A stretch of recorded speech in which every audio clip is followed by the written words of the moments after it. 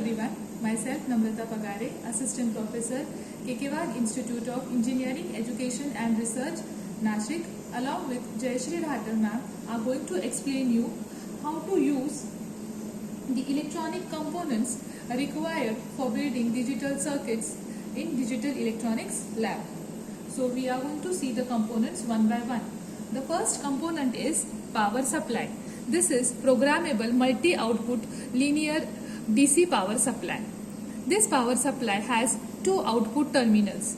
One is for positive, that is for providing VCC 5 volt power supply, and this is the negative terminal, which is denoted by the black output, so which is used to provide the ground. The next component is the breadboard. Here you can see this is the LED, resistor and IC. Now let us understand the first thing, that is the breadboard. This is a plastic board which is used for making the connections. This breadboard, which is made of plastic materials, have these holes present. Now what is the purpose of this hole? Here you can see that different components are mounted. So the holes are provided to insert different electronic components. Now let us understand the arrangement of this breadboard. So here you can see it is made of horizontal holes, that is there are horizontal rows. This breadboard is divided into two parts, where the upper and the lower part is horizontally shorted, and the middle two rows, that is this large rows, they are vertically shorted. Let me show you the internal structure of the breadboard.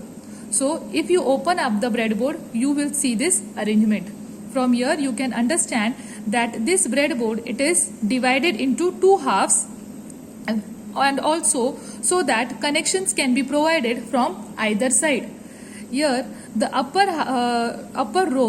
two rows and the lower two rows, they are horizontally shorted, and the middle two rows, they are vertically shorted.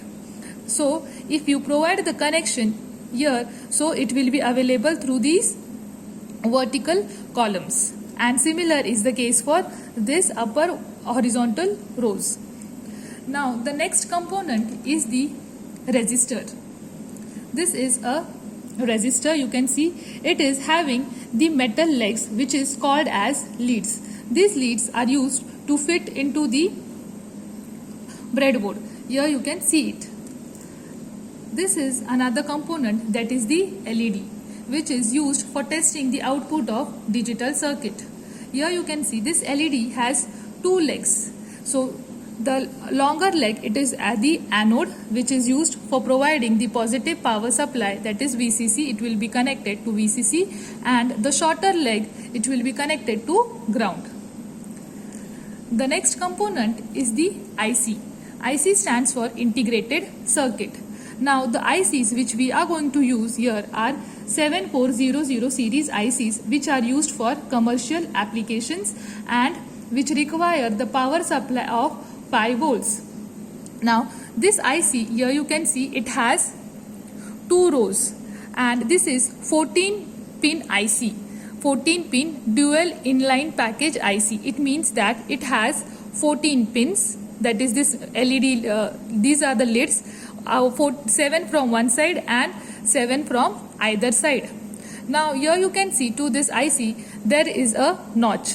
Now this notch is used to indicate how to position the IC and mount it onto the breadboard to provide the proper connections.